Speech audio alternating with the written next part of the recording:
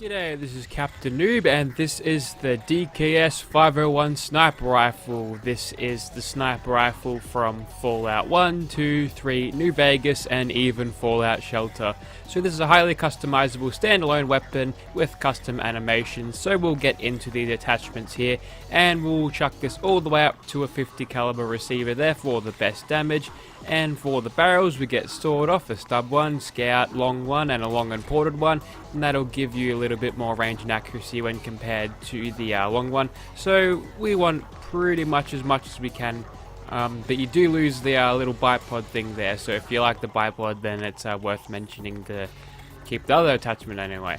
So for the stocks here, we've got the marksman stock, which looks like the one from Fallout 3 in New Vegas, but the recoil compensating stock would probably be better. Actually no, better aim with scopes, that'll probably be worth chucking that on, and I don't think the recoil will be too bad anyway. Next up, for the magazines, we're going to chuck in the biggest one we can, obviously, and for the sights here, we'll go for a little bit of a scope. Now, annoyingly, this thing does have good looking scope textures and everything, but the only way you can get this to have its sort of lore-friendly scope form there is to have a long scope on it, and they're not very good in Gunners Plaza, so I'll have to go for a medium scope, because a short scope, that's from a pipe rifle. That doesn't look very nice on it. Anyway, I'll on with this. For the muzzles, obviously we're going to go for a suppressor every time, that's no brainer. And for this, we can change it to a ballistic fiber weave. Not only does this clean it up a little bit, make it all nice and green, but that actually reduces the weight and reduces the AP cost along with that. And of course, we always get a legendary thing there if we feel like it, but we will not. This thing seems to be doing pretty good damage, so we'll chuck this in and see how it goes in Gunners Plaza.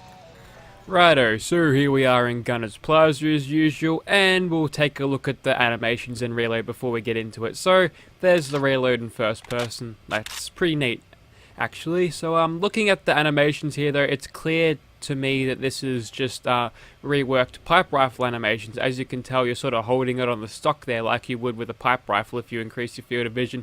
But in third person, you sort of grip that pistol grip a little bit better. That's fine there. I'm not going to nitpick it that too much, but yeah, it's a nice little animation set for it. Anyway, we'll get stuck into these turrets now, and then when these gunners show up, we'll try to pop them in the head. Now, with this thing firing 50s, you'd think it'd do quite a bit of damage, but yeah, it does a little bit better than the sniper rifle in the main game, and part of what makes it more viable and bearable is its semi-auto nature, obviously. If you've used this thing in Fallout 3 in New Vegas, you know exactly what it sort of performs like. It's a little bit better in New Vegas than it is in 3, but yeah, we'll talk about the mod here instead of past weapon iterations. We'll take your knee out, that's good, okay. Usually get detected by that gunner, so we're off to a good start here. And the medium scope here is making it a little bit awkward to kill people because it's such a zoom in for what I'd presumably use just a regular scope on, just a short one, because it's just too much. Okay, now we're in danger, and these turrets are going to irritate me even more. Maybe I should look at a mod that reduces the screen shake when being shot at. And oh, I didn't kill you, I only just knocked you down. And with a headshot there, we did about half of your health, so yeah, pretty underpowered when it comes to 50 cals, but in terms of game balance, sure, it's doing fine. And oh, you had a furious shish kebab. Good on you. We'll go for a crit now because I can't be bothered aiming for your face. And as you can tell with a crit, you're doing pretty good damage. And good thing about this weapon is a little bit better than your regular sniper rifle in close quarters. Again, because it's close quarters nature, you're actually able to get more hits on your target. Just do better fire rate. When you go ahead and bash them, it's substandard damage. It's what you'd get out of a regular thing, so it's not like any of the crazy gun bashing that you get from modern firearms, but that's fine. Usually I don't tend to gun bash anyway. Maybe I did back in the PS4 days, but yeah, I never quite learned the control to bash in PC because I could always sort of rely on my aim instead, because using a mouse and keyboard, blah blah blah. So, getting into these gunners here, as long as we're getting those sneak attack criticals in their heads, we are dropping them very, very easily. So, in terms of balance, this thing is striking a good balance between not overpowered but powerful enough. Obviously, you can make weapons better if you're not playing on very hard like me, and that was terrible. We'll go ahead and just crit you here because you're close enough to probably detect me, and you're very, very hard to hit when you're nice and close because you bloody go around all over the place. They have very hard to predict movement sometimes. That's why I generally aim for the torso, unlike shooting for the head, which takes skill because look at these gunners just messing about. I'm not very good at target tracking, but since weapons are hit scan, there's no excuse. I've just got a bad aim. Anyway, moving on from that, yeah, this thing does alright. Obviously, you're not going to be able to take out people as fast with like a suppressed automatic weapon, but it's still doing well indeed, and it's still a blast to use. It's nice seeing an old familiar weapon in Fallout 4, and I wonder why they didn't bring a lot more of the classic weapons back into 4, because I don't know, the art direction seems to be a whole lot different. There's a whole, like, looking at the weapons and such that were in the original Fallout, everything's just got a weird sort of sci-fi B-movie type prop design effect to it, and it's just a little bit lost in Fallout 4. You've got more sort of mundane, boring sort of weapons there. And yeah, the art direction, whilst it is superior with most things, some of the weapons are a little bit boring looking. Except for the Gatling laser, that's definitely better looking in Fallout 4. It was bloody ugly in Fallout 3 New Vegas, I'll tell you that much. Alrighto, we'll try to get... it'll just kill you in VATS, I think. We're gonna have to sit through a reload. There we go. And last turret. This is the last turret in Gunners Plaza, and there you have it. That was the DKS sniper in Gunners Plaza there, and we'll just call it off here as we can see the beautiful night sky from this heavily pixelated thing. Yeah, that's good. Alright, we'll move on to Swan now and see how we do against that.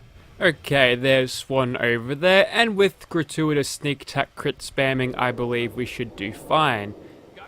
Okay, he's attacking a giant ghoul thing, and now he's attacking these people. Okay, they're gonna annoy me. You'll have to go down, and I think he killed the other bloke. So now he's definitely probably going to track me down after that.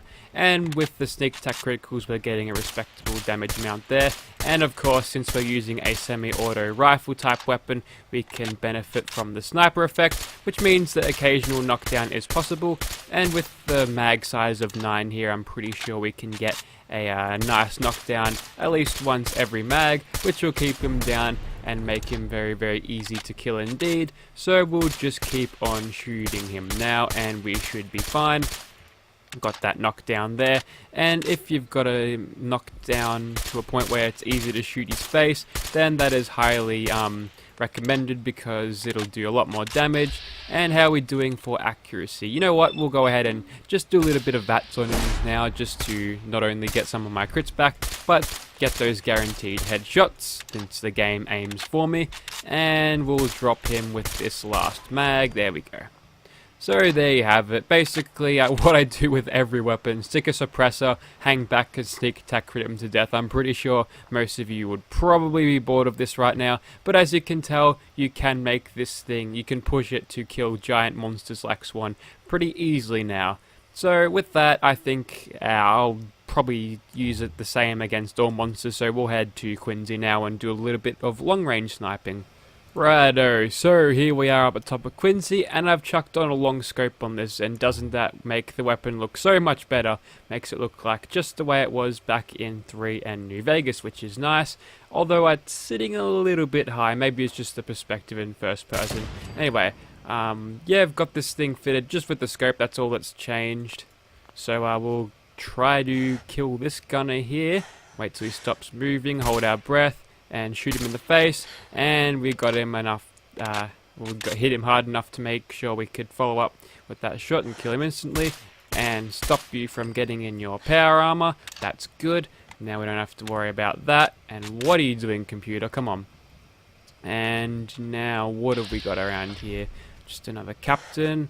Hang on, are you gonna sit down, mate? Probably not. We'll just drop you, we'll just shoot you in the head there. And we've got a dude just checking out the body by the look, so if we could just get him to stop moving, down you go. Alright, got that turret down there as usual, we'll knock that out, and it's probably best for me just to use VATs for spotting and then lining up the shots manually. And if I need a little bit more damage per shot, I'll just execute a critical, and yeah, that'll make it fairly easy. I think I've cleared everyone up to this point, and those bloody mines are always pissing me off, triggering my VATs. Anyway, yep, we've got a whole bunch below now, so they'll probably all be running around at some point. Alright, so you've got one bloke down there, or one lass down there.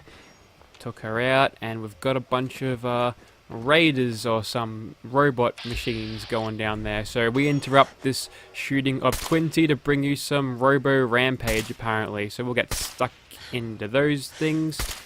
Knocked out that one, and just another servomech scrap bot. That one looks like it's got a sentry torso, which are prone to overheating. I wouldn't put that on a melee bot at all. Anyway, got another dude over there. We'll knock him out with that one shot.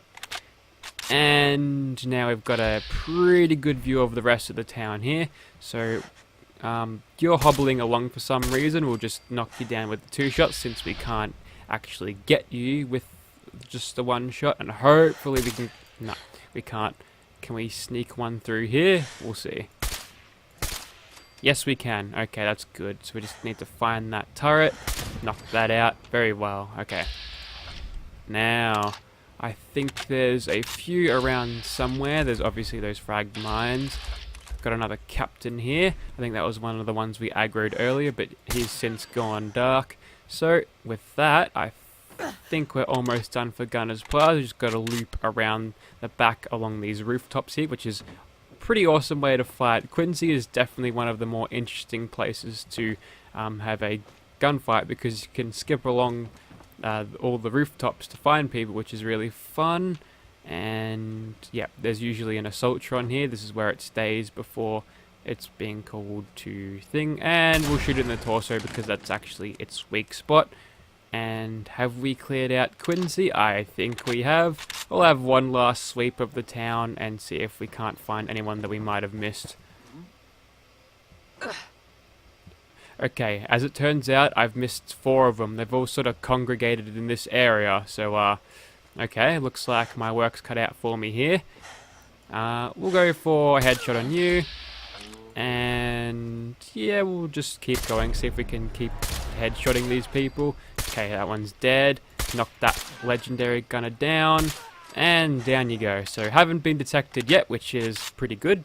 I usually get detected at some point. So it'd be nice to have a clean sweep of Quincy soon, and it's one of the more perfect weapons to do it, really. Even though you cannot get a suppressor on this in Fallout 3, and the uniques in New Vegas, like under vanilla rules, can't get them. Oh, you're a legendary. You're a dead legendary. And oh, okay, that was the dude with the stealth boy. He was that close to me. He's like predator cloaked. Now we just need to find him. There he is. Okay, a little bit hard to see, but just need to. There he goes. He popped another one. Great. Hopefully he'll stop his moving around soon. We can get a pacify on him, perhaps. Don't do anything Got stupid. Him. Now just gotta seek out his head, blow it off, and there we're done with Quincy. So there you have it. That was the DKS sniper rifle, and yeah, it was a blast to use. This one, even though the meshes, the animations are a little bit half-baked with basically just modified vanilla ones, I do applaud the modder for their resourcefulness. I think it was Hitman who did the animations for this, and they come out really well, despite not really lining up there. I think if you use the handmade rifle animations, you could have yourself a better job, but that would make it require DLC, and that is not a thing all of us have. So if you'd like to see this weapon in your game, be sure to check out the description. It shall be down there. PC and Xbox alike, I believe. So yeah, this has been out for a while now, so it should have a port by now. Hopefully I'm not shooting myself in the foot by saying that. Thank you for watching, guys.